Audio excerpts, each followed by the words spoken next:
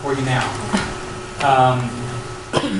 I do want to set, we have a pretty good audience here tonight. I do want to set a 2-minute time limit. I believe that's fair enough to get everybody an opportunity to speak tonight, and also to tell us what your opinion is on it. In regards to that 2-minute time limit, there won't be any yielding of time to someone else. It's your time, no one else's time. You can't yield your time to somebody else. So that gives everybody an opportunity to get through and speak. If at the end we want to come back, I'll make that determination then. Otherwise, I'm going to open up the meeting to the public and come up to the mic. When you come up to the mic, please state your name.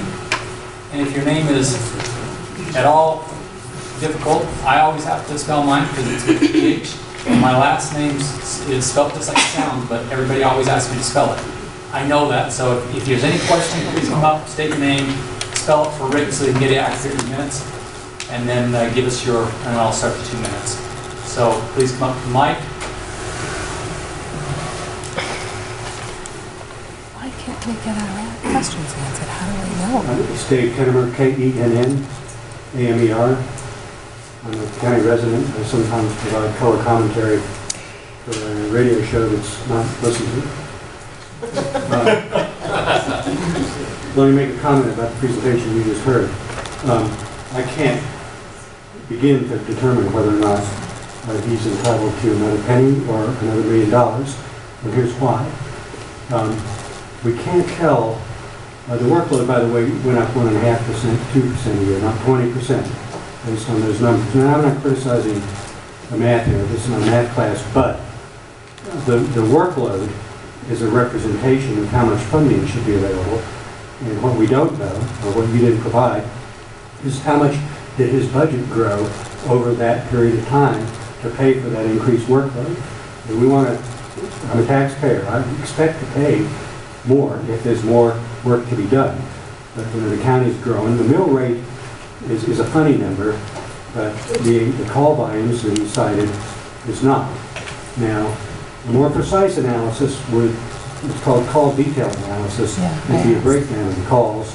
You know, so if you had a surge of 100 false alarms in 1 year, which did not require much work, you'd probably not consider that to be the same as if you had 100 structure fires. The second thing, or the fourth thing, is we repeatedly mentioned volunteers. And I think that's probably a very good sign, because I was under the impression that you didn't have any volunteers, that all of the firemen who responded were paid. 69% of all firemen in the country are volunteers. That is, they don't get paid, that they are people. And this is kind of an important point. Volunteers are there strictly because they want to put out fires or whatever. Volunteers are very common. I know this from a family member who does this for brush and grass fires. They're a little less common, perhaps, for fighting high-rises in New York. But for grass and brush fires, well, you don't need, people my age can't do that work. You need young kids that can carry a pack. The test to become one for the fire service is roughly as tough as it is to get in the seals. So if you're going to